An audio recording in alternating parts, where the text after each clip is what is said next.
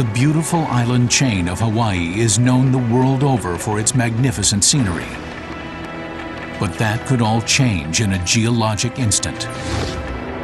This paradise could be destroyed by the same mysterious force that created it: volcanic eruption. The 8 main islands of Hawaii are home to 19 volcanoes. There have been more than 75 recorded eruptions in the last 200 years.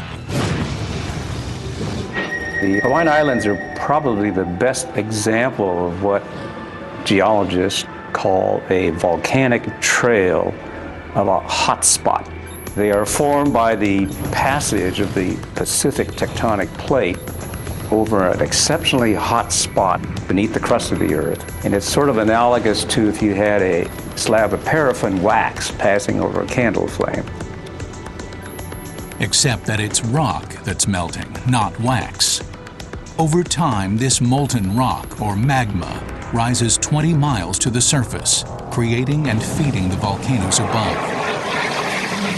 Now, because the plates on the Earth's surface are moving, they actually move over this fixed hotspot, and that means that, that new volcanoes are popping up all the time. Magma that reaches the surface is called lava. The lava collects and forms land. Each island of the Hawaiian chain, in fact, started as a volcano. As the path of the plate is followed from northwest to southeast, the volcanoes are larger, more densely situated, and far more active. The youngest of the islands is Hawaii, from which the chain takes its name. The so-called Big Island is twice as large as all of the other islands combined.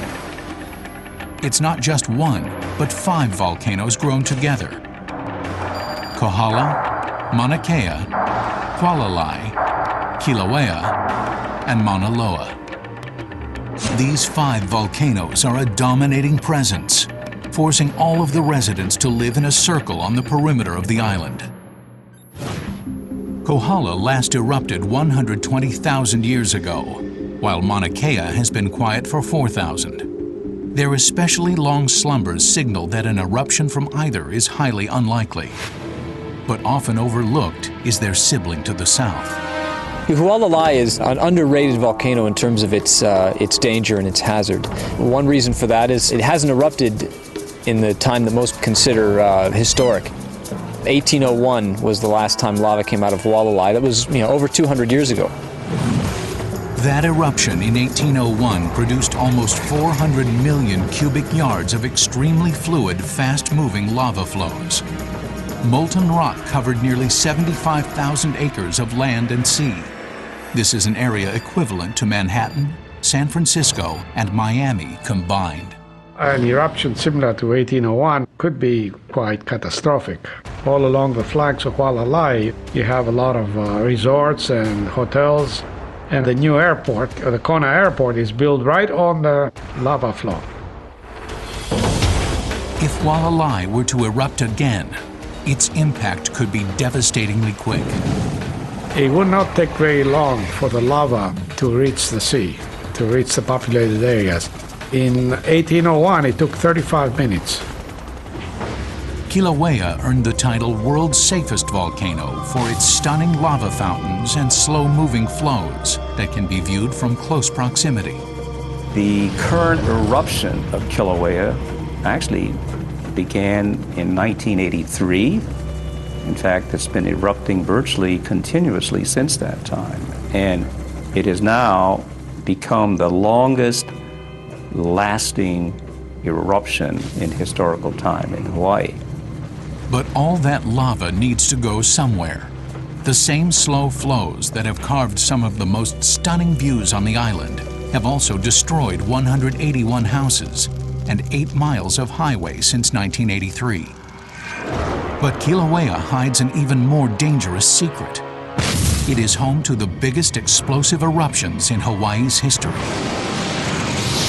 In 1790, there was an explosive eruption which accounts for most of the gravel-like surroundings that you can see in the field of view here. The cloud had to be somewhere in the vicinity of 28,000 to 30,000 feet. which would put it up akin to the eruption column of Mount St. Helens and look just as dark and ugly as that. At least 80 Hawaiian warriors were killed instantly by asphyxiation and heat in the 1790 eruption, the highest death toll from any American volcano. Since then, Kilauea has claimed other victims. The most recent explosive eruption was 1924, and that one actually killed a photographer who got too close and was trying to film it. The same eruption threw boulders weighing several tons a distance of 3,000 feet. Volcanic ash shot 2 miles up and turned day into night in towns 25 miles away.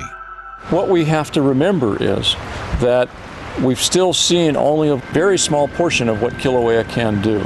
Yes, Kilauea can be very benign, but it can also be very dangerous under other circumstances. But of greater concern to officials is the enormous volcano to the west. Its name is Mauna Loa.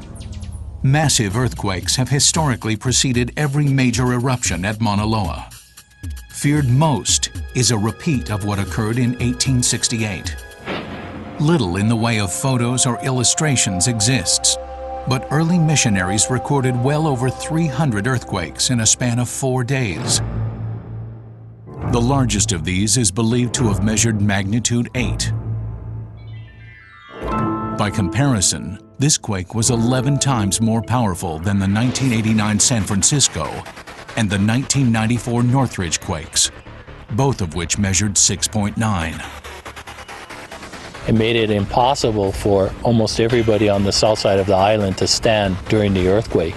That earthquake induced a landslide, and the landslide then came down as a giant mud flow and flowed into a valley and enveloped a small little enclave of people living in the valley, so they were smothered by the mud.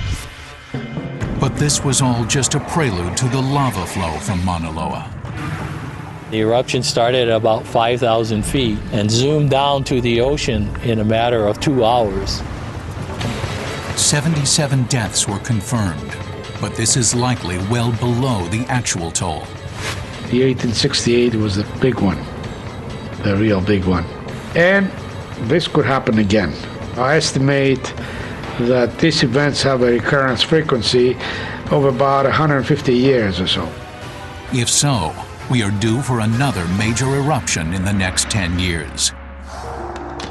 Lava from a smaller eruption in 1950 followed the exact same flow path. Rare footage of that event gives an idea of what a similar eruption might do today.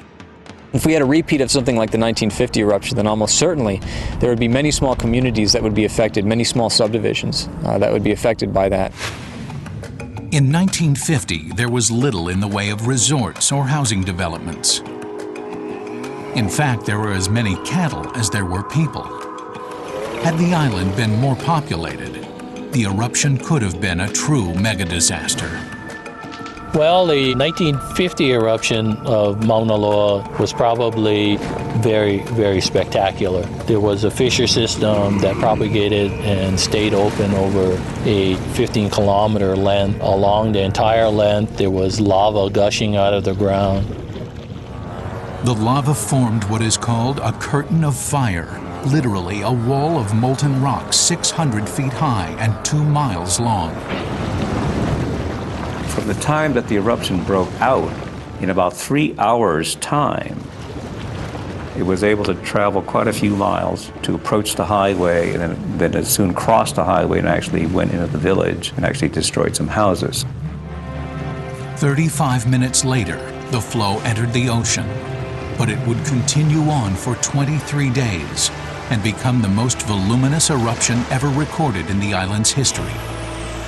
Despite having the primary escape route, Highway 11, cut off, everyone reached safety. For some, it was a close call. Today, it might be a different story. Now, this was 1950, and the population of Hawaii was much, much smaller than it is now. So that if we have a recurrence of an eruption the type that we had in 1950 from Mauna Loa, then there'll be certainly a lot more people at risk and threatened. It's certainly a lot more property damage. That cannot be avoided. The Big Island of today is much different from the one that was devastated by the events of 1868 and 1950. The once small port of Hilo is now the second largest city in the state of Hawaii and a major agricultural business hub. On the other side of the island, the relatively unpopulated Kona coast has become home to billions of dollars worth of upscale properties and luxury resorts. I did a study that just looked really quickly, rudimentarily, at the economic impact just on properties. And if the properties were totally destroyed, all around the flanks of Mauna Loa, we're looking at somewhere in the neighborhood of $10 to $15 billion. Major land collapse, simultaneous eruptions.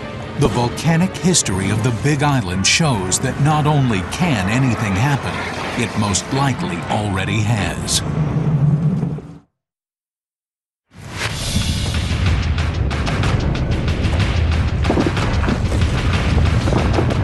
The Big Island of Hawaii has been rocked by volcanic eruptions and earthquakes throughout its history. And scientific monitoring shows that these monsters still have plenty of life left in them.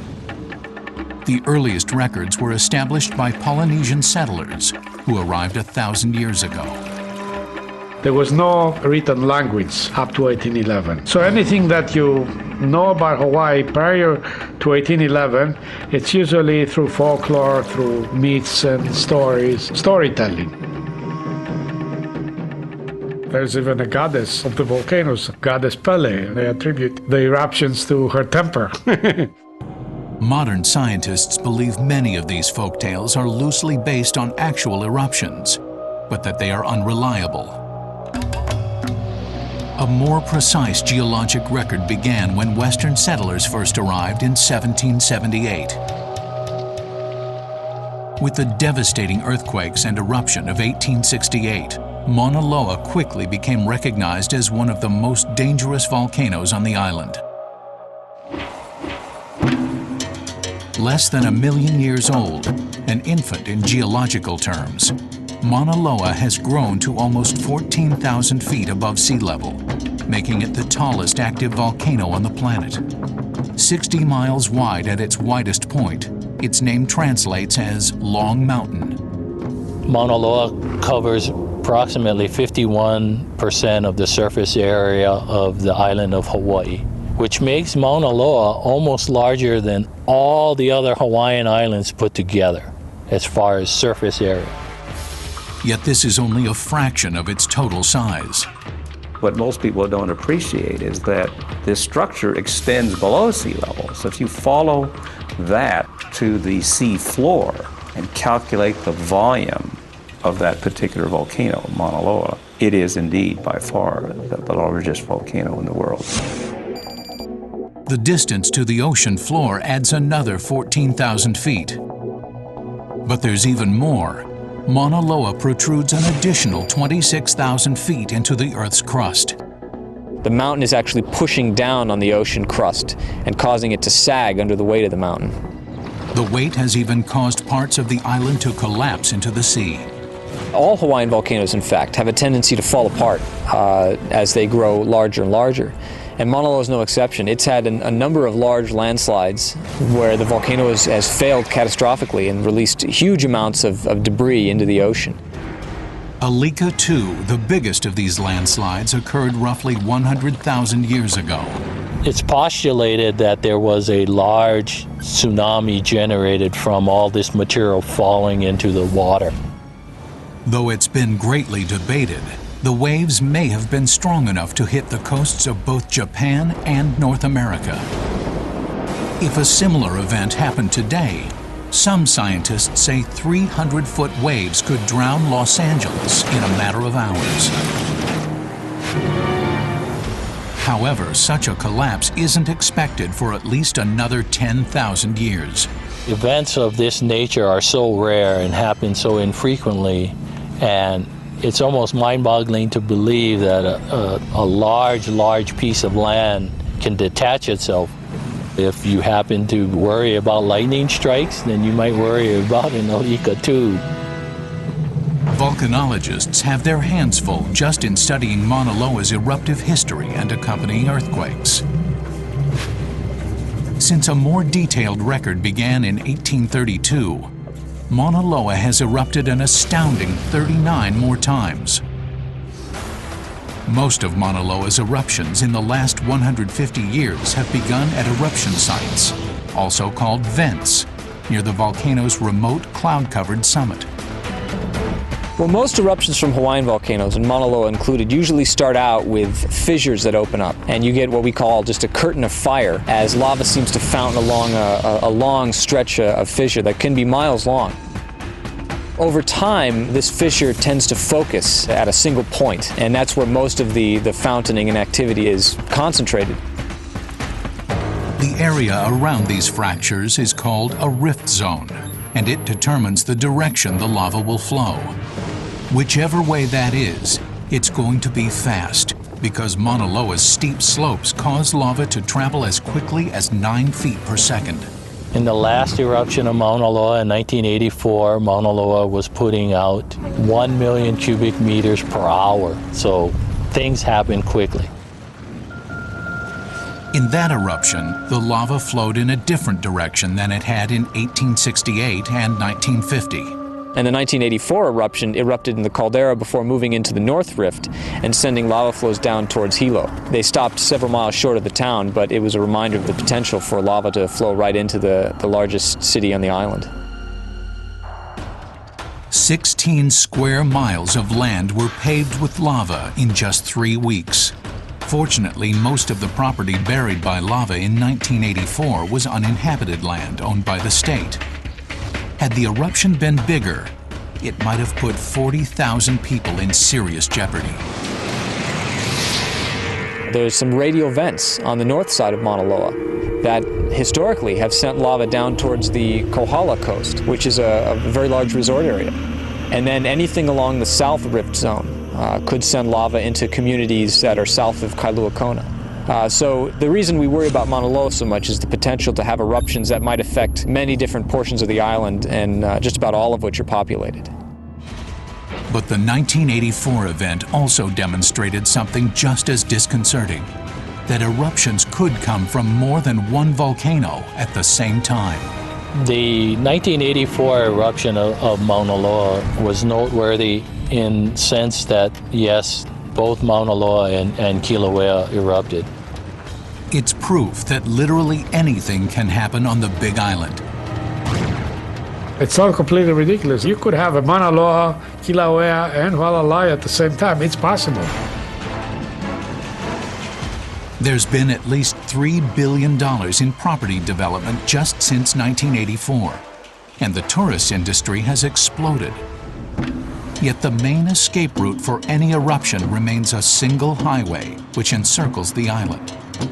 A major eruption would undoubtedly destroy the economy of the tiny island, not to mention the cost in human life. Well, the entire population of the Big Island is something on the order of 150,000 people, not counting tourists. Counting the tourists as well as the residents, we're talking, in any given scenario, let's say, thousands of people could be at risk. The volcanoes here pose innumerable dangers to residents and tourists alike. Earthquakes and eruptions aren't the only risks from these fiery beasts. Even relatively quiet volcanoes can injure and kill.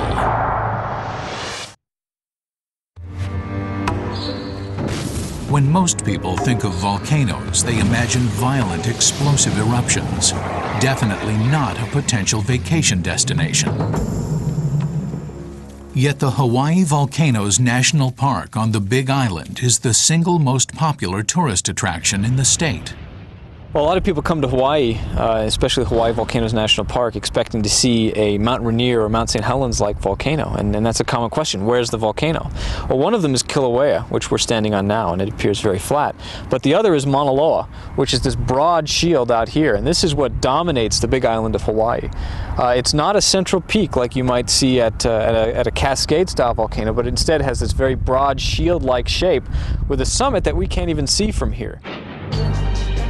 The slow-moving yet voluminous flows help create the unique shape of the so-called shield volcanoes here. But the sluggishness also makes it possible for tourists to get up close and personal. Approximately 2 million visitors come to the park every year.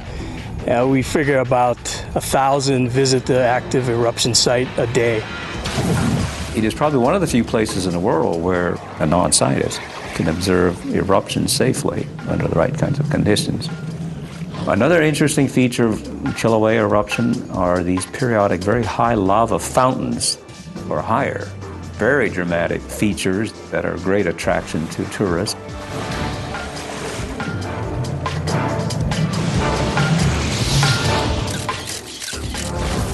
And they can even see new land being formed. 560 acres have been created since 1983.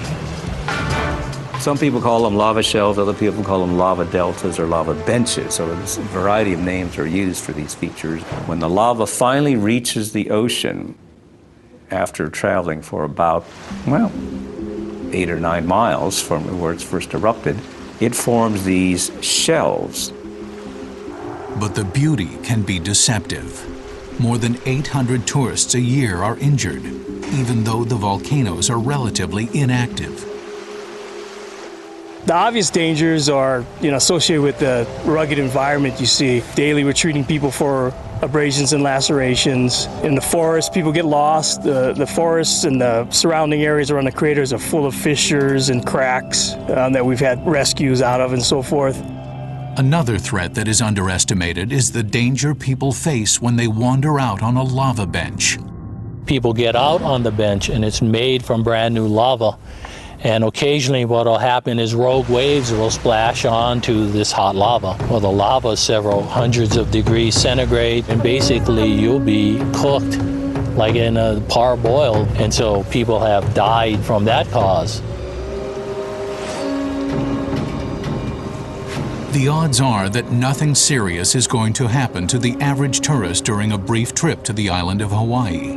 But the 150,000 people who live here must deal with a variety of other hazards. Volcanic smog, or what we call VOG, is a natural occurring process from Hawaiian volcanoes. In the case of Kilauea, which has been erupting for over 20 years now, if you were able to classify this as a man-made polluting source in America, Kilauea would be #1 on that list. The high levels of sulfur dioxide in VOG has been linked to respiratory disorders and even heart troubles. Then there are the countless earthquakes that strike the island every year. Many are too small to be felt, but some can't be ignored. The October 15 earthquake, 2006, really was a wake-up call. We sustained damage, somewhat severe, in some areas along the Big Island. We had damage to buildings up here. We had damage to the roadway. There was a bridge here that was heavily damaged. And down along the Belt Highway, over here, we had a section that the road busted out in front of a bridge. The State Department of Transportation estimated the damage to state roads and bridges alone to be about $20 million. Even on the island of Oahu, an hour away by plane, power was out for 3 days. The airport was closed down. The whole place came to a standstill, and this is pretty far. You don't expect an earthquake on the Big Island affecting Oahu to such an extent. The 2006 earthquake measured 6.7, but the earthquakes of 1868 reached a magnitude 8, 12 times more intense. Are we capable of dealing with an earthquake like that? I don't think that anybody is prepared to say that their structures can survive an 8.0 magnitude earthquake. And so if Oahu was blacked out for 2 or 3 days because of this earthquake in Kiholo Bay at 6.7, I think, there's going to be more wide-ranging effects, and the Big Island is going to bear the brunt of it. And such an occurrence could be the precursor to another major event, a volcanic eruption. The Hawaii Volcano Observatory is run by the United States Geological Survey, or USGS, to study and attempt to forecast future activity. The first sign of unrest that we might look for at a volcano is heightened earthquake activity. Perhaps something we call seismic tremor, which is essentially a constant earthquake where the shaking never really stops. And seismic tremor has always been associated with magma moving. As the earthquake frequency increases, it becomes easier to determine when and where an eruption might occur. So we start with a few earthquakes per day, and then over weeks to months times we may go to 10 earthquakes per day. And then finally, just before the outbreak, it's not impossible for us to get even in the thousands of earthquakes per day. But there's more to volcanoes than earthquakes. To gather as much data as possible, the USGS has literally wired up the island's volcanoes. So this is a telemetry mast for one of our tilt meters, which is buried in the ground. If the ground is tilting or changing shape, then there's a good chance magma is on the move below. Satellites send signals to GPS antennas like this one to measure ground level changes in yet another way. We have a network of these instruments on Mauna Loa, and we measured over the last several years that Mauna Loa is inflating like a balloon, and that's an indication that magma is accumulating beneath the surface. And by measuring changes in the shape of that inflation and the rate, we can get an idea of how much magma there is and how fast it's accumulating within the volcano. The same accumulation shows up in this radar interferogram, a technique where radar is used to measure changes in topography. This is Mauna Loa, the summit area right there. The color bands are representative of how much the ground is moving, and you can see there's quite a few color bands here around Mauna Loa. All of it comes together in this nerve center, where USGS officials can monitor all the activity as it happens. The methods range from high-tech to relatively simple. We have a couple of places on the island where we're actually getting real-time camera feeds from cameras that are positioned out in the field. You can actually see movies of the activity that's occurred, of fire fountaining, of piston events where lava levels rise and fall, of collapses at the coastline where whole sections of land fall into the ocean. This data is used to anticipate when an eruption might happen. Suddenly, many of these instruments would just start going, the signal would go exponential or change drastically. But forecasting when a volcano might strike is only half the equation. The other part is anticipating what areas might be affected. Next, the hidden dangers lurking beneath some of the homes in paradise.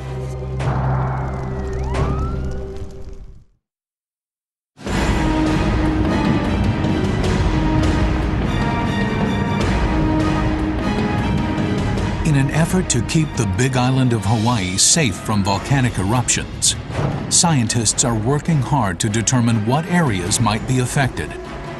Fortunately, history has a habit of repeating itself. The key to the future is to look to the past. And so far we've been able to map over 500 lava flows on Mauna Loa. Using little more than a hammer, a hand lens, and a field notebook, geologists have mapped 30,000 years of eruptive flows and rift zones. And so we can use that now, that history, to look at the different sectors of the volcano and look at where eruptions have occurred, how frequently have they occurred, and from that we'll create hazards maps, and then hopefully those hazards maps will actually get used for something other than nice decorations on the wall or put into drawers. The USGS regularly makes recommendations to local planning boards on public safety issues. And so in a place that has high impact, you may not want to put a residential area, you may want to put macadamia nut trees or papaya trees so that when the eruption breaks out, a bunch of trees burn up instead of a bunch of people's homes. Unfortunately, as the population on the island has grown, the affordability and availability of land has gone down. The result has been the building of houses in higher risk areas. Buyers are informed of the potential danger when they purchase homes. Should Mauna Loa erupt, there are several communities we worry about a little bit more than others. Hawaiian Ocean View Estates lies on the southwest rift zone. It's located very high up on the side of the mountain. Therefore, there's a chance that if it was erupting, the lava could get into that community pretty quickly.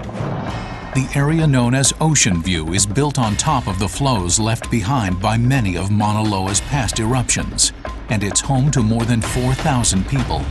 The challenge is that the lava historically on this side comes down a little bit quicker. There's a little bit less time, so it's going to require more timely and accurate information faster. We're going to have to respond faster. The problem is exacerbated by the fact that the area is serviced by only one highway, a 2-lane road.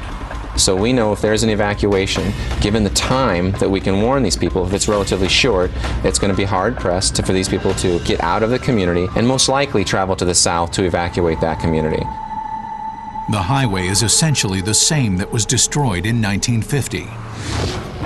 There are many areas of the island like Ocean View that are confronted with similar problems. The civil defense has a number of creative solutions to keep people safe. There are 2 sirens in the bottom half of the community which we can sound. The community has a great community education program and a community association. We meet with them pretty regularly, so they know that if the siren sounds that there may be a need to evacuate that community. Hawaii County has the law enforcement officers we can do door-to-door with. We also have the county helicopters which could do a warning and broadcast a warning. We could utilize the Civil Air Patrol who has an airplane with a loudspeaker. We'd use every means at our disposal to get a timely warning to the people inside the community that it's time to evacuate, and also where to go in the event evacuation became necessary. The key to success is teamwork. But no matter how well the system works, the goddess Pele always seems to be one step ahead. We're sort of at a disadvantage. Here we are on the surface, scratching around, and a lot about what we need to know is occurring, miles below our feet. To fix this problem, the Hawaii Scientific Drilling Project decided to bring the depths of the Earth up to ground level. So what you see here is a conventional drilling rig that we have modified to allow us to collect a continuous sequence of samples of lava flows that have been produced by one of Hawaii's typical volcanoes. Mauna Kea was chosen because of its age and relative inactivity. A specialized drill bit has reached more than 11,000 feet below. Groundwater centuries old actually helps to bring up hardened magma samples like these. This is really a sample of the eruptive products of Mauna Kea. Its age is something on the order of about 600,000 years. Ultimately, what we hope to do with the samples that we collect is to do detailed chemical analyses of those rocks. And ultimately, we would like to be able to infer something about other hotspot volcanoes. The project began in 1999. The goal is to someday reach the Earth's crust, somewhere between 15 and 19,000 feet. This borehole currently is the deepest hole that's ever been drilled into an ocean island volcano. And as we have drilled, even in the first, say, 3,000 or 4,000 feet of drilling, we discovered a tremendous amount of new information about the history of Hawaiian volcanoes. Prior to the start of the project, everyone had assumed it's about 500,000 years. What we've been able to show is that that's less than half of the life cycle of a Hawaiian volcano. It's proof that volcanoes such as Hualalai have much more life left in them than previously thought. In fact, the more that's discovered, the more it's clear how little we actually know about hotspot volcanoes. We had really some of the best people in the world, most knowledgeable people in the world on volcanic processes, and we debated endlessly over what we would see when the borehole was drilled. Much of what we thought we knew about Hawaiian volcanoes turned out to be incorrect in some way. It's going to be a long time before we can accurately predict when the next major eruption will occur. Do we have all the answers? Well, I think the answer to that question will be where I can come to the public and say, next year in 2008, Hawaii volcano is going to erupt on Thursday at such and such time. We're nowhere even near that. The best Hawaiians can do is heed public official warnings and hope that there's something that can be done to prepare them. I think everyone needs to recognize that everything we've seen up to now is not the complete story, that these systems can behave in ways that we've never seen before, and clearly in some ways that could potentially be very dangerous. Whatever the next big eruption looks like, it will wreak havoc on this true island paradise.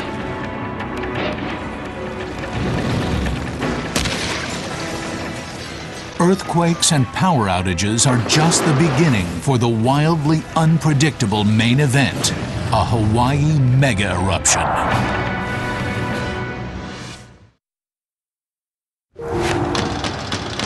It's happened before, and scientists know that it will happen again. The question is, when? A major volcanic eruption. Volcanic eruptions will occur in the next 50 years.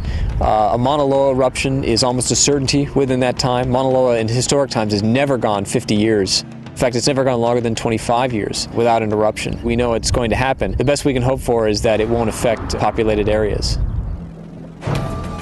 While scientific monitoring may give us several weeks of warning before an eruption, history has shown that these mounds of fire and lava are anything but predictable. A 1975 eruption at Mauna Loa was preceded only by an earthquake 2 hours earlier.